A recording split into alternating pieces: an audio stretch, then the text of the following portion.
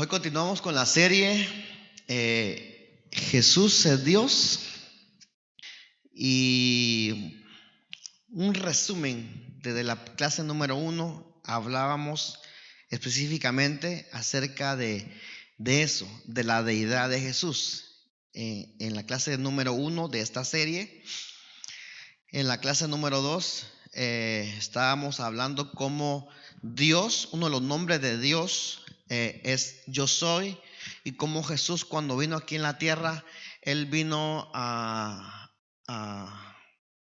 Él se atribuyó, no es que se atribuyó, sino que Él dio a conocer que Él era Jesús. Cuando Él dijo: yo soy el camino, yo soy la luz, etcétera. Eso lo veíamos en la clase número 2. En la clase número 3 hablamos acerca del testimonio de Cristo, de cómo Jesús decía: bueno, el testimonio que doy yo no solamente lo doy yo, mi Padre da testimonio de mí. Es más, cuando Jesús se bautizó, y usted ya lo sabe, usted sabe ese pasaje, se escuchó una voz en el cielo dando testimonio legítimo de quién era Jesús. En la clase número 4 se habló acerca de la resurrección de Cristo. Ya es un tema de nuestra doctrina cristiana. Nosotros creemos que Jesús resucitó y está vivo, amén, y vendrá por nosotros, y Él abrió el camino para nosotros, para resucitar. Si creemos en Él, nosotros no vamos a morir, sino que vamos solamente a dormir, por así decirlo.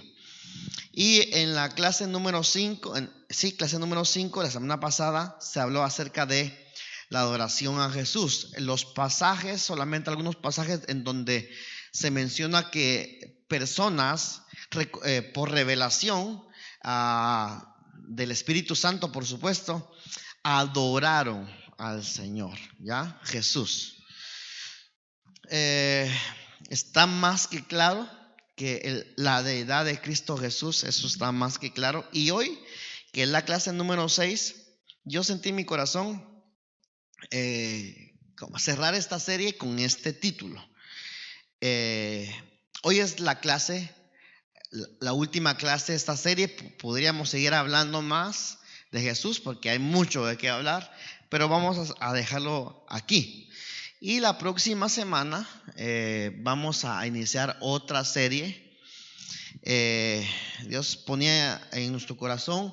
Estamos en nuestro 10º aniversario, y hay bastante revelación con lo que al número 10 respecta. Y la próxima semana vamos a iniciar una serie que tiene que ver con el 10, y son los 10 mandamientos.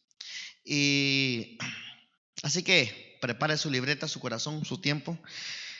La clase número 6, hoy, yo le he puesto por título El señorío, y hasta ahí en la pantalla, el señorío de Jesús. Y quiero que me acompañen, por favor, a Hechos capítulo 10, verso 34 al 35. Después de los 40 ya uno empieza a sentirse distinto, dicen, ¿no? No sé por qué estaba ahí en el piano, ahora me duele la pierna.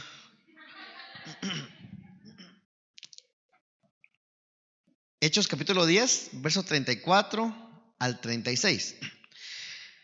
Dice la palabra de Dios. Y mire, este pasaje nos habla de cuál era la doctrina de la iglesia del inicio. Hechos 10:34. Vamos a leerlo aquí en la pantalla. Dice: entonces Pedro, abriendo su boca, dijo: por verdad hallo que Dios no hace acepción de personas,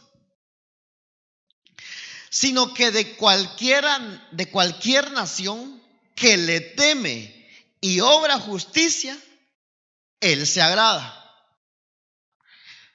Envió palabra Dios a los hijos de Israel, anunciando la paz por Jesucristo. Y sigue diciendo Pedro, hablando de Jesucristo, ¿qué dice? Jesucristo que yo les predico es el Señor de todos. Mire cómo Pedro declaraba esta verdad. Ahora, ¿por qué Señor? ¿Por qué Pedro decía Señor de todos? Usted sabe que el pueblo de Israel siempre tenía referentes, hombres referentes. Moisés era un referente para el pueblo de Israel. Abraham, claro, era su padre Abraham. Todo Israel descendía de los lomos de Abraham, eran linaje, y el pueblo de Israel decía, no, es que nosotros somos linaje de Abraham. Somos los hijos de la promesa. Nosotros somos la nación de la promesa. Y tenía muchos hombres referentes, muchos señores, por así decirlo, referentes. Pero viene Pedro, que por revelación tuvo la revelación de quién era Jesús. Y después de que viene el Pentecostés, usted sabe que Pedro empieza a predicar con una unción tremenda. Y una de las cosas que Pedro siempre hace referencia, y toda la iglesia al inicio, es que el señorío de Jesús, o sea, Jesús no fue un personaje más, eso ya lo saben, no fue un profeta más. Aquí Pedro declara, y vamos a leer una vez más el verso 36, dice: envió palabra a Dios a los hijos de Israel, anunciando la paz por Jesucristo. Y este Jesucristo que yo les digo es el Señor de todos. Diríamos en Guatemala, Él es el mero mero. Y claro, si Él es el Señor de todos, entonces su título, como la misma palabra dice, Él es el Señor, ¿qué? De los señores. Él es el Rey de reyes y el Señor de los señores. Ahora vaya conmigo, por favor, a Filipenses capítulo 2, del 5 al 7. Vamos a leer. Esa es la primera parte de lo que Pablo enseña a la iglesia de Filipos. Y dice Filipenses capítulo número 2, verso del 5 al 7. Y ahí ya estamos entrando al tema. ¿Qué enseñaba Pablo? Dice: haya pues en vosotros este sentir que hubo también en Cristo Jesús, el cual, siendo en forma de Dios, no tuvo por usurpación ser igual a Dios. Mire el orden. Sin embargo, se anonadó a sí mismo, se negó a sí mismo, tomando forma de siervo, hecho semejante a los hombres. Fue como cualquiera de ustedes cuando Él vino aquí a la tierra. Simplemente que no pecó. Sin embargo, ya está. Semejante a los hombres. La parte número A. Es la parte A. Si se da cuenta, ahí está, vamos a leer versos 8, 9 y 10. Pero aquí Pablo empieza hablando acerca de cómo el Señor de los señores tuvo un proceso. Siendo Jesús, ¿quién era? Semejante a Dios. Ya, Él no vino aquí a la tierra diciendo, bueno, pues ya vine yo. No, sino que se humilló, se despojó de su deidad, tomó un cuerpo, ¿ya? Y es más, hermanos, pasó mucho tiempo desapercibido. Y es que, qué hombre, hermano, el Señor Jesús, qué hombre. Él, por así decirlo, estuvo en el anonimato 30 años. Para empezar su ministerio hasta esa edad. Mire, como la misma vida de Jesús a veces nos da un ejemplo de humildad, de negarse a sí mismo. Pero dice Pablo a la iglesia de Filipenses, y vamos a seguir leyendo, en el verso 8, porque está en el mismo contexto. Dice, y estando en la condición de hombre, o sea, no bastó, se humilló a sí mismo, haciéndose obediente hasta la muerte. Estoy leyendo aquí mi versión. Y muerte de cruz. Verso 9. Ahora sí voy a leer aquí. Como pasó todo ese proceso, entonces Dios también lo ensalzó. Dice esta versión, Dios también le exaltó, ¿qué? Hasta lo sumo. Y le dio, mire, aquí vamos entrando. Y le dio un nombre que es sobre todo nombre. Verso 10.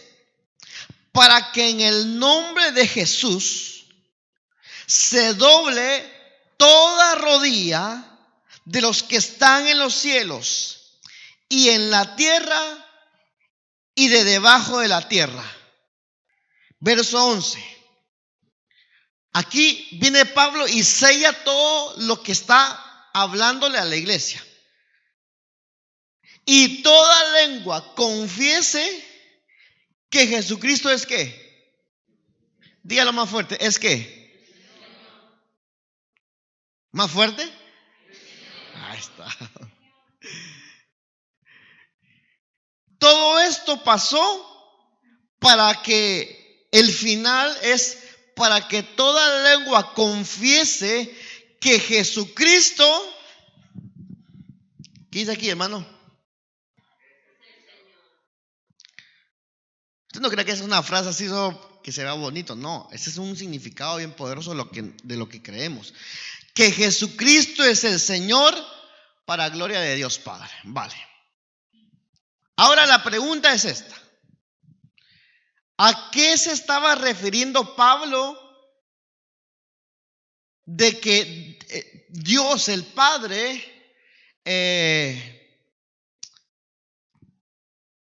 quiere que todas las personas confesemos que Jesucristo es el Señor? ¿A qué se estaba refiriendo Pablo aquí a la iglesia? Entiéndase, a toda la iglesia. Ahora, esta palabra Señor que aparece en el verso 11, si usted quiere lo investiga y lo corrobora. Esta palabra Señor en el griego es la palabra kurios, con K. Y esta palabra significa, tiene varios significados, pero vamos a mencionarlo. Si usted trajo libreta, le felicito, apunte por favor. Y si no, va a escuchar usted el audio ahí en YouTube, pero apunte. Esta palabra Señor significa, número 1, supremo en autoridad. Número 2, el más grande en poder o rango. Número 3, soberano. Número 4, dueño. Número 5, amo. Diga conmigo, amo. Ahora, ¿cuál es el fin? Según Filipenses capítulo número 2 que Pablo le enseña a la iglesia, ¿cuál es el fin de toda persona? Que lleguemos a confesar que Él es el Señor. En otras palabras, el fin, por así decirlo, de la caminata del cristiano aquí en la tierra es que Él llegue a convertirse en nuestro amo y nosotros lleguemos a ser propiedad completa de Él. Yo no sé por qué algunos hermanos dicen que cuando una persona se convierte al Señor, lo último que se convierte de esa persona es su cartera.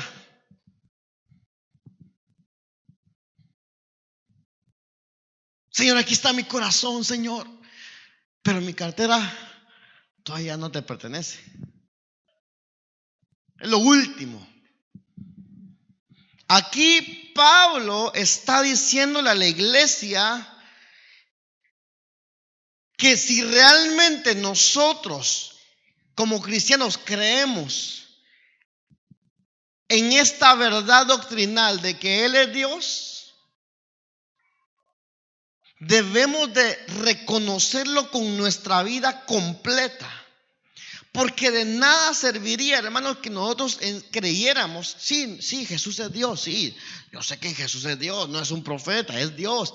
Sí, pero de nada serviría, por así decirlo, aunque sí sirve, entiéndame lo que quiero decirle, que lo sepamos en nuestra mente si realmente nosotros no hemos rendido nuestra vida totalmente al Señor Jesús.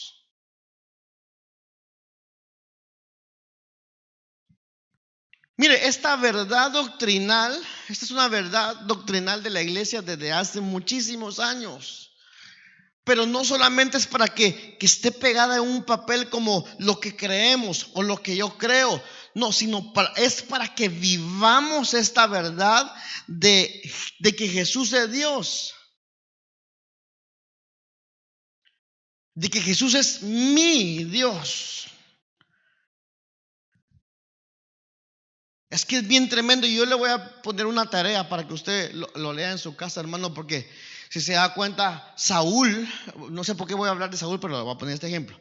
Saúl, usted sabe que fue escogido por el Señor para ser el primer rey de Israel y su corazón, él se sentía pequeñito al principio, ¿verdad? Pero su corazón se engrandeció y él terminó sacando, por así decirlo, de su corazón al Señor, a tal punto que cuando el profeta Samuel llega con el rey Saúl, el rey Saúl le dice: no, es que es tú, Dios.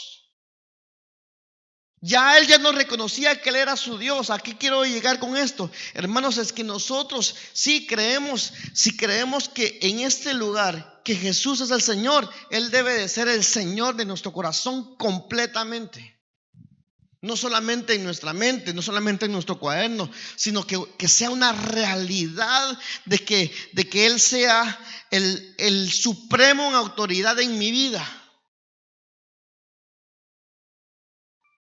Mire qué tremendo, supremo en autoridad. Que Él decida por mí. Es que ya eso es muy extremo, hermano. Alguien podría decir eso. Pero ¿quién mejor para decidir que Él? Ahora, ¿a dónde quiero llevarlo? Santo Padre, nos quedan 15 minutos. ¿Sabe por qué es importante tener esta verdad en nuestro corazón? Porque en Lucas 6:46 viene Dios y hace una pregunta. Mejor dicho, viene Jesús y hace una pregunta a nosotros.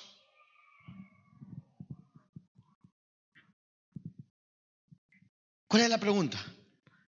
¿Por qué me amáis, Señor, Señor? Y no hacéis lo que yo digo. O sea, ¿cuál es la meta de que nosotros reconozcamos que Jesús es Dios? ¿Cuál es la meta que Pablo hablaba en la iglesia de Filipenses de que todos confiesen que Jesús es el Señor? De que nosotros terminemos obedeciendo al que nosotros le decimos Señor. Entiendas, el Señor Jesús. ¿Por qué razón? Ahí en mismo Lucas, en Mateo, capítulo 7, verso 21 y 21, sí, 21. Mateo 7, 21. Vamos a leer en la pantalla. Vamos a apresurarnos porque si no va a dar tiempo. Mire la verdad que dice el Señor Jesús: no todo el que me dice, ¿qué? Señor, Señor, entrará en el reino de los cielos, mas el que hiciere la voluntad de mi Padre que está en los cielos. Yo no sé si usted se recuerda un día que enseñamos sobre el reino de los cielos, que tiene 3 niveles. Ver el reino, entrar en el reino y heredar el reino. O sea, hay gente que cree que Jesús es Dios. Sí. Pero que no disfruta lo que hay en el reino de Dios. Porque para entrar en el reino de Dios, ingresar en esa atmósfera espiritual en donde hay abundancia de bendición, de gozo, hermanos, necesitamos hacer la voluntad del Señor, no solamente decir Señor, Señor, porque es fácil decir Señor, por así decirlo. Decirle a Jesús Señor, esa es la parte A. Lo que sigue es obedecer a lo que el Señor dice o está pidiendo de nosotros. Ahora, sino el que hace, la palabra hace, apúntelo si quiere, por favor. Es una palabra griega, por supuesto, porque usted sabe que el Nuevo Testamento fue escrito en griego y en arameo, pero esto es griego. Y es la palabra poieo. Y esta palabra significa poner en práctica. En otras palabras, el Señor Jesús está diciendo, no todo el que me dice Señor, Señor, entrará en el reino de los cielos, sino el que pone en práctica la voluntad de mi Padre. Esta palabra también significa, aparte de poner en práctica, significa producir, cumplir, dar y dejar. O sea, no todo el que me dice Señor entrará en el reino de los cielos, sino aquel que pone en práctica, aquel que produce. Hermanos, nosotros hemos sido llamados a producir en el reino del Señor, a producir. A mí me quedó grabada una frase que nuestro amigo Melvin, él hace muchos años, él siempre decía, y a mí me quedó grabada, y él decía, el líder hace que las cosas sucedan. Como cristianos hemos sido llamados a producir, hermanos, a producir, claro, guiados por el Espíritu Santo, por supuesto, pero aquí dice a dar. El principio de dar es un principio que nosotros ya sabemos, hermanos. Hemos sido llamados pero pastor, ¿yo qué puedo dar? Lo poquito que tengas, eso dalo y Dios te va a dar más. Y cuando Dios te da más, tú vas a dar más y Dios te va a dar más. Y eso es un círculo de bendición que no se va a terminar, hermanos. Vamos rápidamente a Lucas 1:38, porque esta mujer, que es la madre de Jesús, tuvo la revelación de qué era el señorío del Señor. Y dice en Lucas 1:31, dice, entonces María dijo, claro, aquí está hablando con Dios, pero usted sabe que es lo mismo. He aquí concebirás, Lucas 1:38. Entonces María dijo, cuando escuchó la voz de Dios, dijo, he aquí, ¿qué dijo? La sierva del Señor. ¿Cuántas siervas de Dios hay aquí en este lugar? ¿Cuántas siervas de Dios hay aquí? ¿Cuántos siervos de Dios hay aquí? He aquí la sierva del Señor. Y ahí se quedó. No, ella dijo, he aquí la sierva del Señor. Hágase conmigo conforme a tu palabra. Diga conmigo, obediencia. Lucas 13:25 al 27.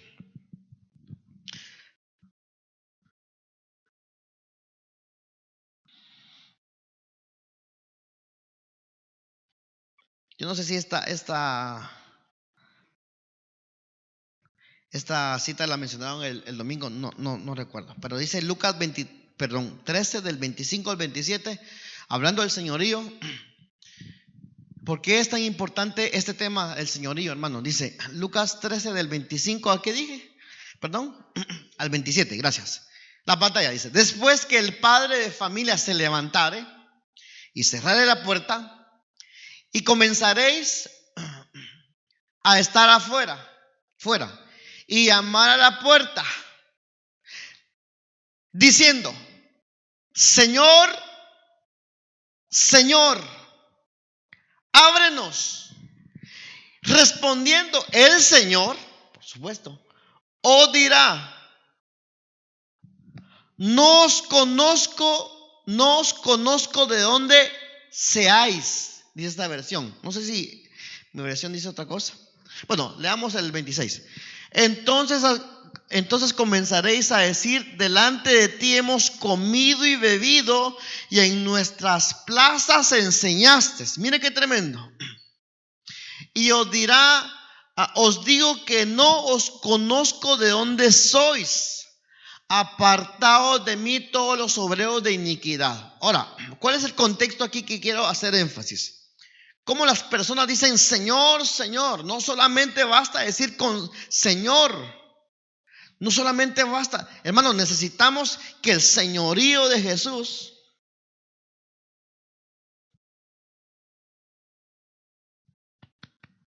sea una realidad en nuestra vida. Diga conmigo, es el mejor camino. Ahora, el enemigo ha querido poner en la mente de la gente, pero cuando uno empieza a tener la revelación de la palabra, hermano, uno se da cuenta que el señorío de Jesús es lo mejor que hay.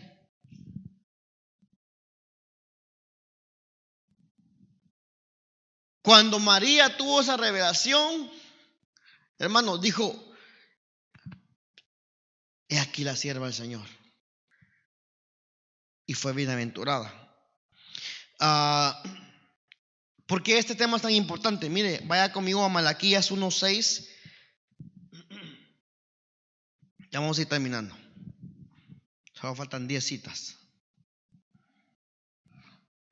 Malaquías 1:6 dice, el hijo honra al padre. Está bien, eso tiene que ser así. Y el siervo honra a su señor. Si pues soy yo padre, ¿dónde está mi honra? ¿Qué es de mi honra? Y mire cómo Dios dice esta palabra clave. Y si yo soy Señor, si ustedes constantemente me dicen en sus oraciones, Señor, Señor, ¿dónde está mi temor? Dice Jehová de los ejércitos a vosotros, oh sacerdotes, que menospreciáis mi nombre. Y todavía ellos decían, ¿en qué hemos menospreciado tu nombre?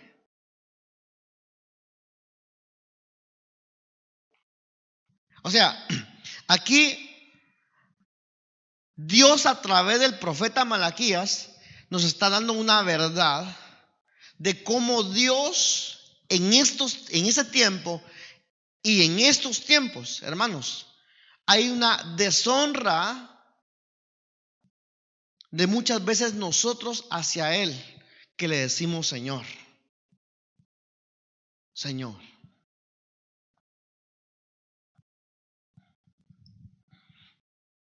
Hay una pregunta que sale del corazón y dice, ¿y si yo soy Señor, en dónde está mi temor? Si ustedes como iglesia creen que yo soy Señor, como ustedes ponen hasta ahí en su púlpito y escriben en su Facebook, ¿dónde está mi temor? El camino del señorío del Señor es una vida de temor, no de miedo, eso ya lo sabemos. Un temor, hermanos, de, ay Señor, no voy a hacer esto porque esto te puede ofender a ti. No voy a ver esto. Ay Señor, porque esto te ofende a ti. Romanos 14:8.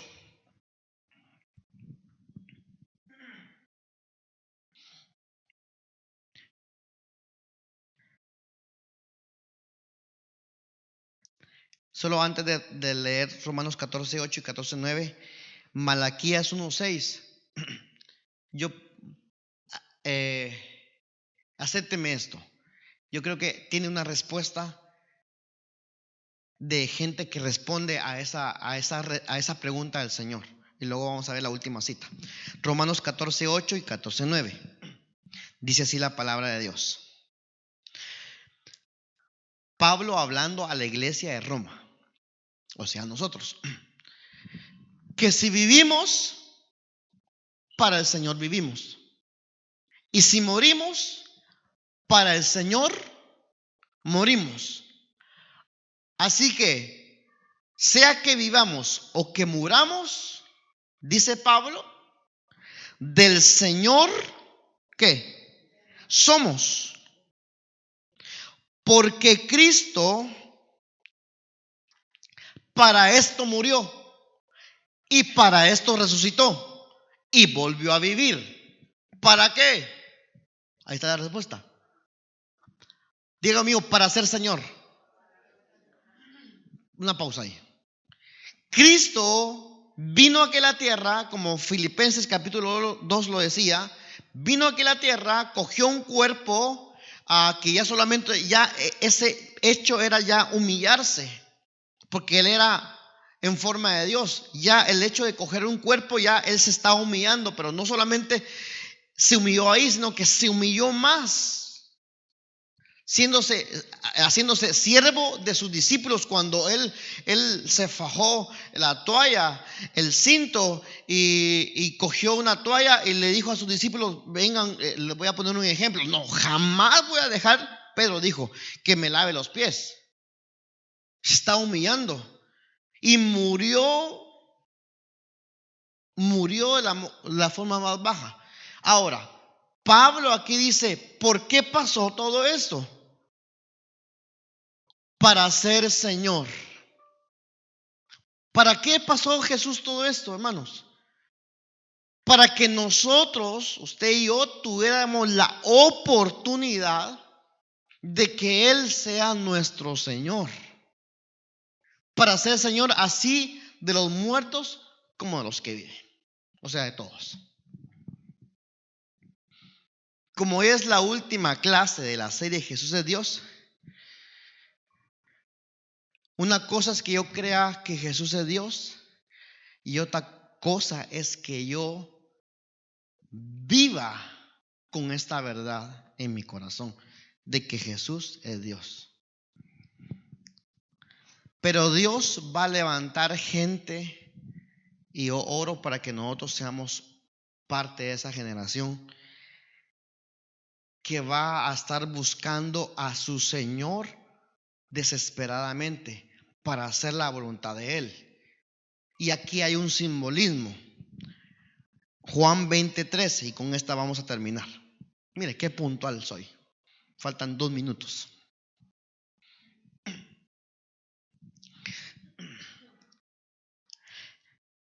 Aquí está hablando de una mujer que había sido, no la pongas todavía aquí, o Tito, quítala, por favor.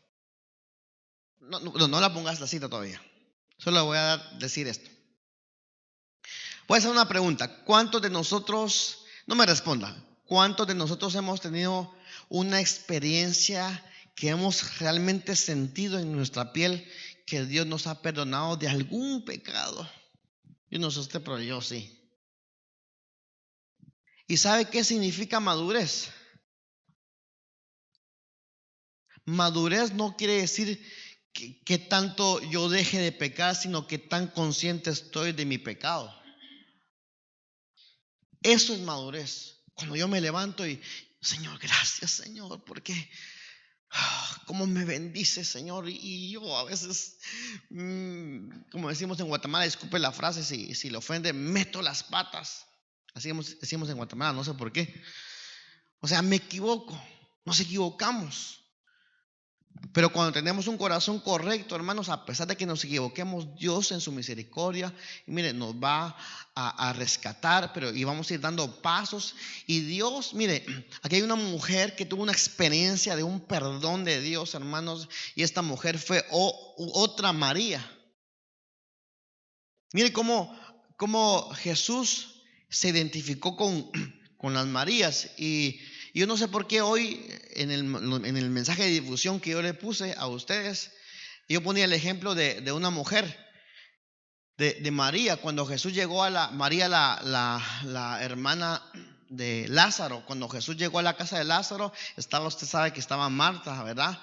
Y seguramente María estaba ayudándole a Marta, pero cuando Jesús llegó, María dijo: pausa, porque cada cosa en su lugar, y ahorita toca el tiempo de escuchar al Señor. Dios va a levantar una generación, hermanos, que podamos organizar nuestro tiempo para cada cosa en su lugar. Pero acá hay otra María, y es María Magdalena, que tuvo un encuentro tremendo. Saber ni cuántos demonios fue liberada esa mujer. Y cuando Jesús muere, ahora sí, por favor, había una desesperación en esta mujer. No sé si Juan 20:13. Con ese terminamos. 20:13. Y dice así. No hay 20:13. No puede ser.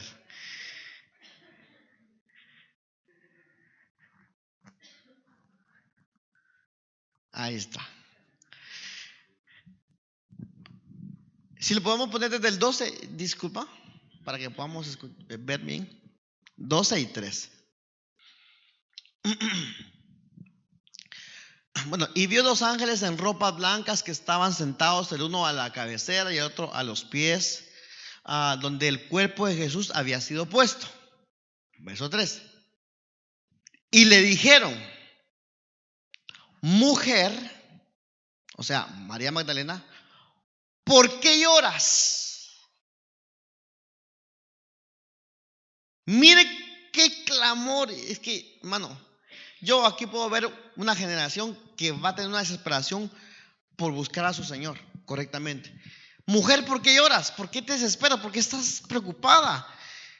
Porque se han llevado a mi Señor y no sé dónde lo han puesto. Aquí podemos sacar hasta un mensaje. Mire, hay iglesias que han sacado a su Señor de sus reuniones. Hay cristianos que han sacado a su Señor de su vida. Pero Dios va a levantar una generación como esta mujer que va a decir: no, yo necesito encontrar a ese Señor. ¿Dónde se han llevado a mi Señor?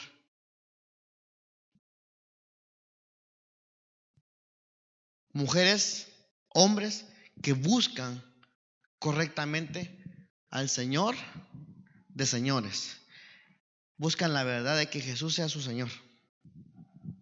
Ya no solamente como un tema doctrinal, sino como una realidad en su vida, hermanos. Eso es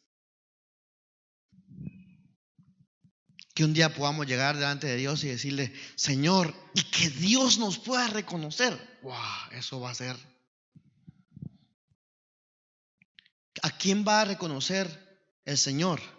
A aquellos que le han dicho Señor, pero que se han esforzado por hacer la voluntad del Padre.